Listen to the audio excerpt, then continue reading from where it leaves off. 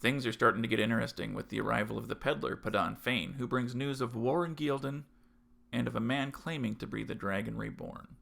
Ran, Mat, and Perrin all realize that they've seen the Black Rider.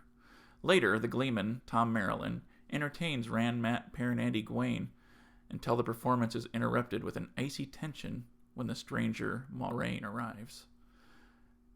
Stick around as we dive deeper into The Eye of the World by Robert Jordan here on the Doctors Who podcast.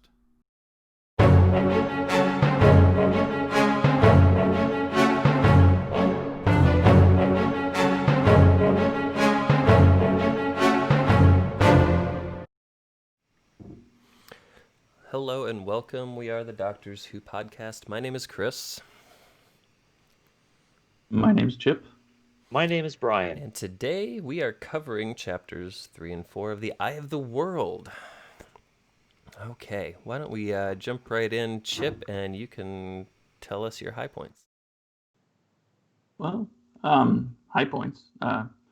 There's a lot of foreshadowing that's starting to happen now in these two chapters. So with Padan Fain showing up and bringing all this news of the outside world, and we kind of see how isolated Emond's Field is, and they wait for people like this to come in and tell them what's going on. So we hear about a war happening in Ghealdan, a false dragon, or somebody that's proclaimed to be the Dragon Reborn.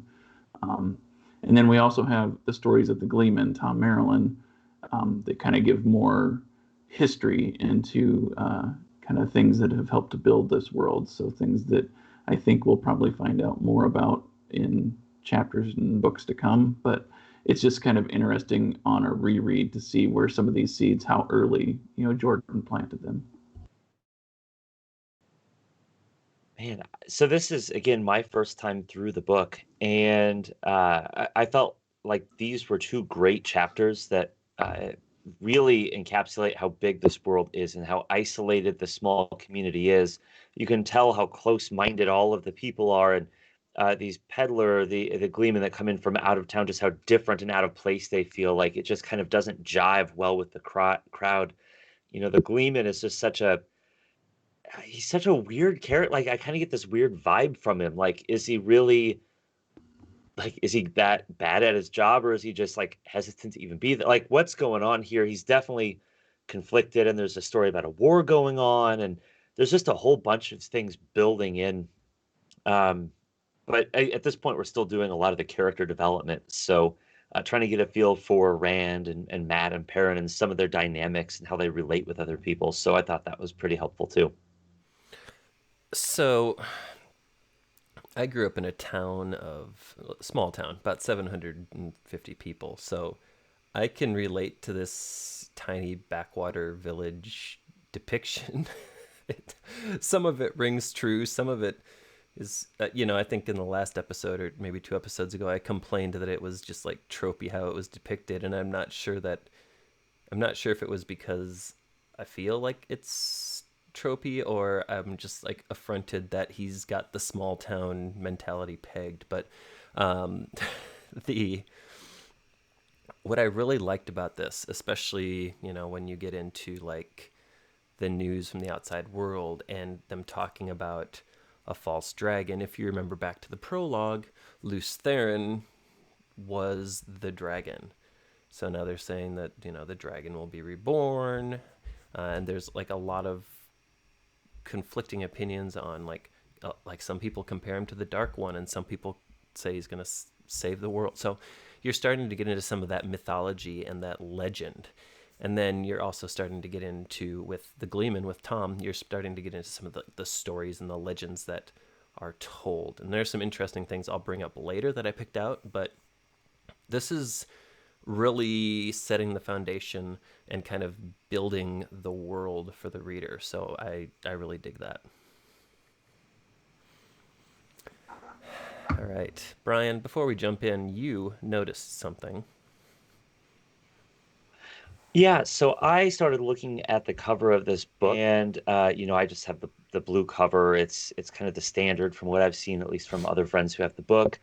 And I was trying to figure out who the characters were, and a couple of the characters were easy, but I noticed on the front cover, in the kind of the bottom-ish left, a character that looked a little more familiar than I think was originally intended.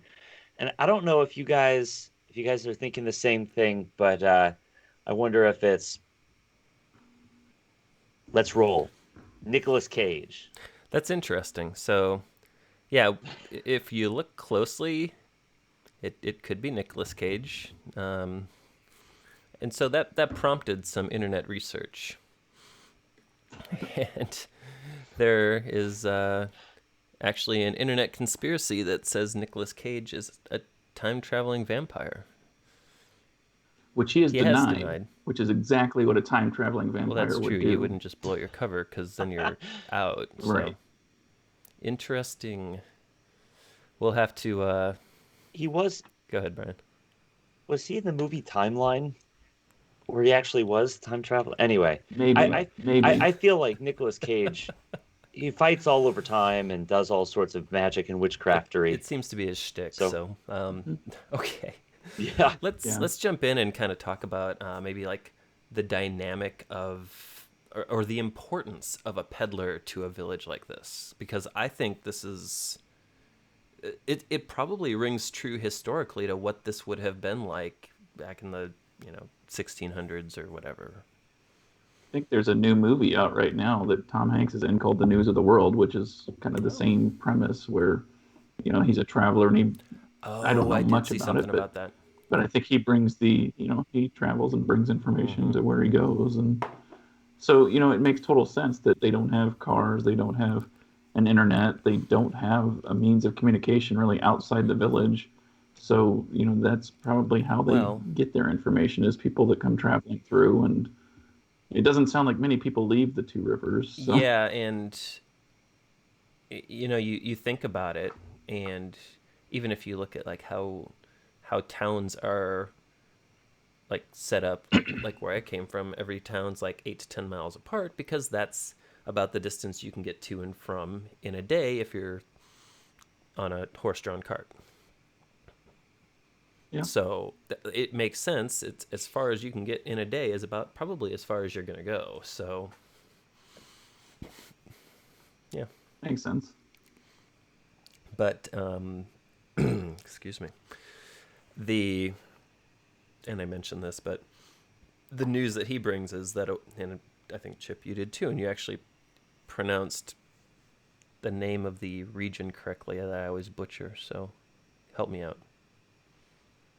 Ghealdan. Thank Ghealdan? You. When I first read it, I just like skimmed over the word, and ever since I've just called it Ghealdan, and I know that's not right. So they have a bunch of Ghealdings there. They might have that, yeah. But maybe. The one that I always mispronounced was Tyr, or I always wanted to call it Terror, but we'll get there someday, Brian.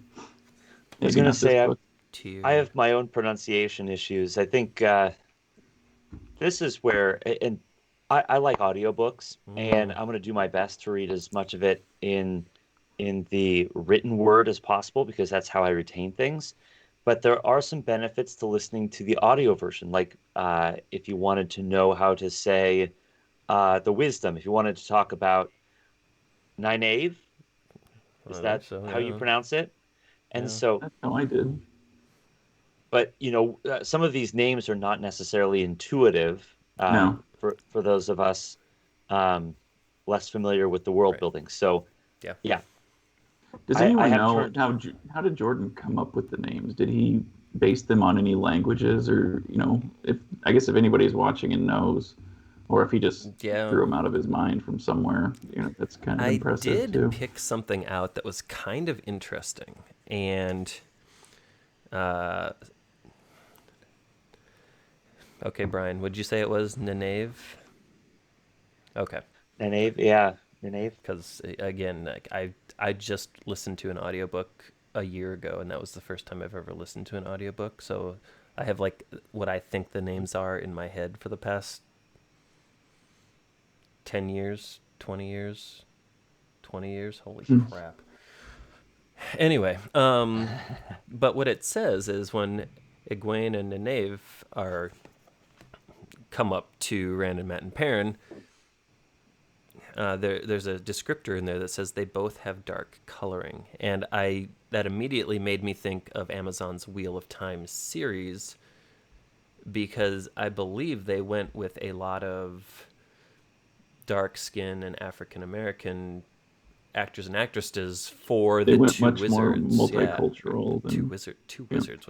I'm reading The Hobbit to my son, so I have like Oh, I'm gonna try and keep my world straight. The Two Rivers. So yeah. yeah, I picked that out and I thought that was pretty interesting. So because I know there was some backlash, because of course there is. Why not?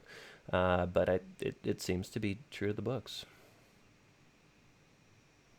So Yeah, and we also learn that Rand doesn't look like the other people that are mentioned and that are from the Two Rivers. So that, like I said, there's a lot of foreshadowing going on. So in coming chapters, I know we find out more about Rand, but I think they said he looks like an Aielman. That he's tall, reddish hair, and gray eyes, just wide looks shoulders. much different. I think he mentions that like he made his longbow himself, and besides his father, he's the only one that can draw it. Can follow. Yeah. So yeah.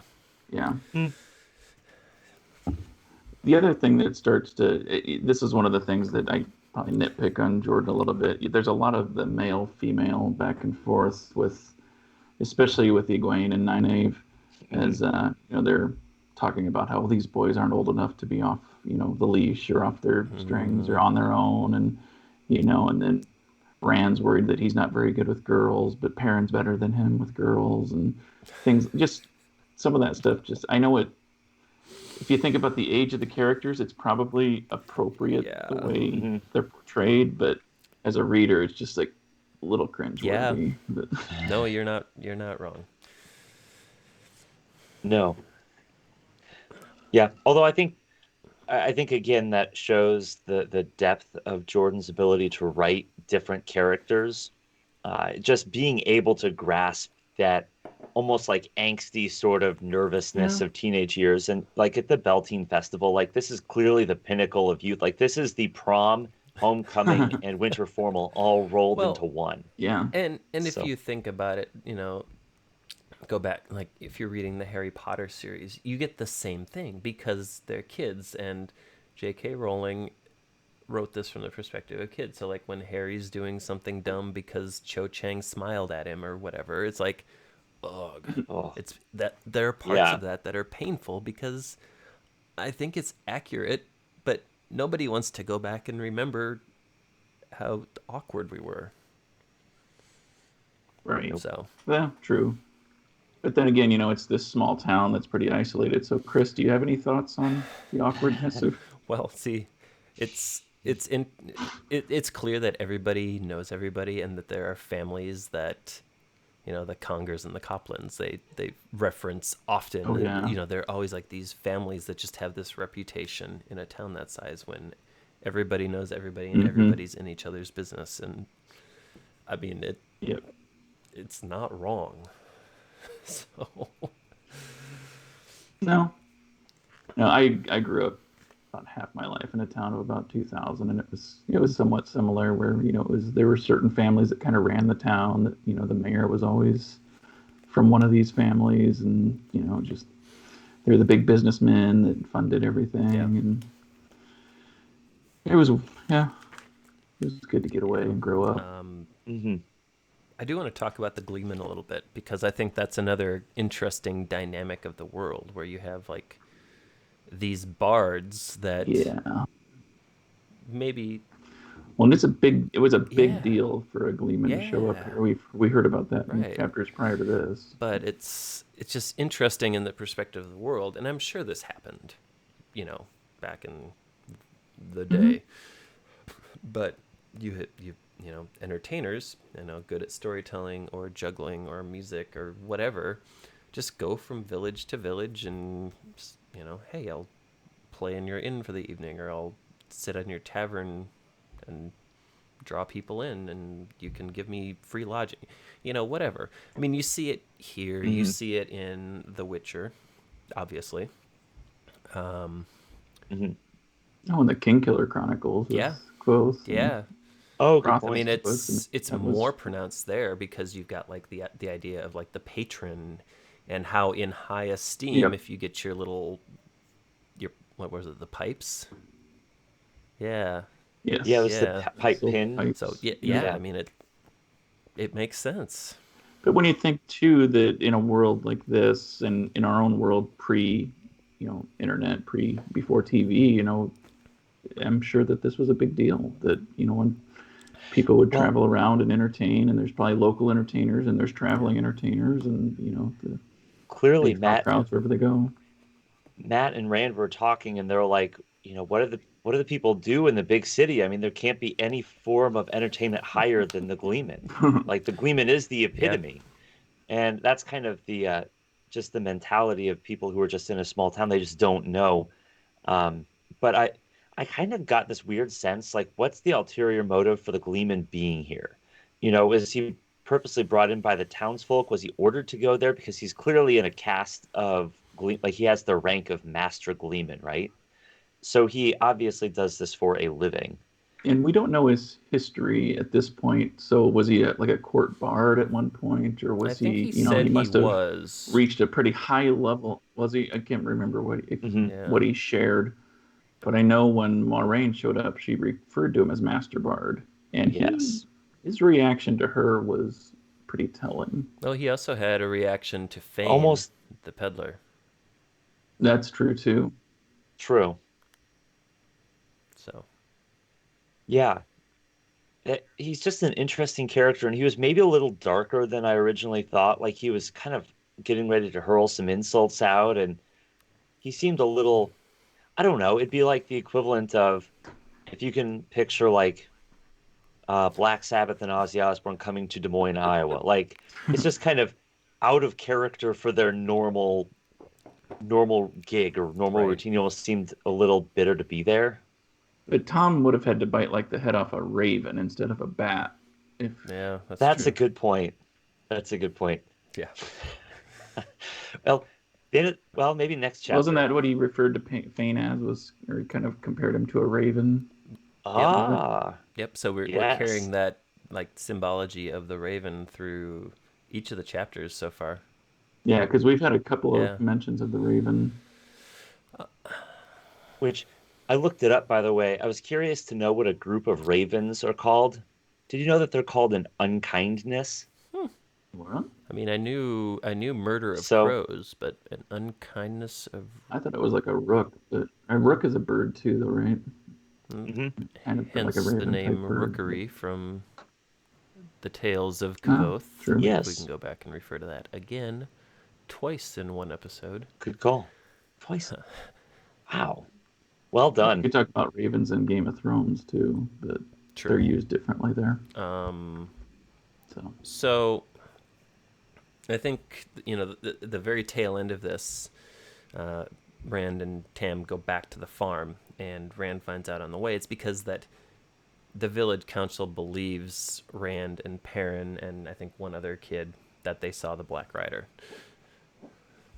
well, they found out Matt, Yeah, Perrin, and but Rand I don't all think. kind of talked through this out, and then there were a handful of other kids in Yeah, I don't town think that Matt's saw it. dad was on the village council though, so I think they just knew about Rand and Perrin and one or two of the other boys, maybe. But yeah, But I thought Matt told he Rand. did. Yeah, So, which then when Tam says, "Yeah, we believe you," it's Rand was right. kind of taken aback, like, "Oh, Yeah. okay." So that's and you remember like when you're a kid and you see something that is maybe out of the ordinary and you tell an adult, and you're like, are they gonna believe me? This is crazy. So Mhm. again, I think Jordan manages to channel that teenage uncertainty about life very well, and I think it's cringy because it makes us Mm-hmm. uncomfortable because that used to be us. Yeah, So Hmm. used right, to be we're mature now. It's almost yeah. I like where you were going with that. That almost feels like an analogy of a calling to adulthood, where adults can't see it because they're already there, or they might not be able to tell, but for those who are of age, it kind of is more apparent, or you're just more observant towards those things. Yeah. Anyway. And that's a big theme in these books too, is kind of a coming of age of, many of these younger characters. They do a lot of growing up through the books, but yeah. Okay. So next time we are going to cover chapters 5 and 6, which are Winter Night and the Westwood. As always, thank you for joining us. Please use the comment section below. We would love to hear your thoughts. Is there something that we forgot to mention that you really like about this? Did we get something wrong, which is totally possible? Or maybe you have something else completely tangential that you'd like to share. In any case, use the comments. We will get back to you. Please click the like button. If you like what you've heard, please click the subscribe button and the little bell notification. That way you know whenever we post new content. We will be back at you next week with another episode of The Eye of the World by Robert Jordan. We thank you for listening, and until next time... Alonzi.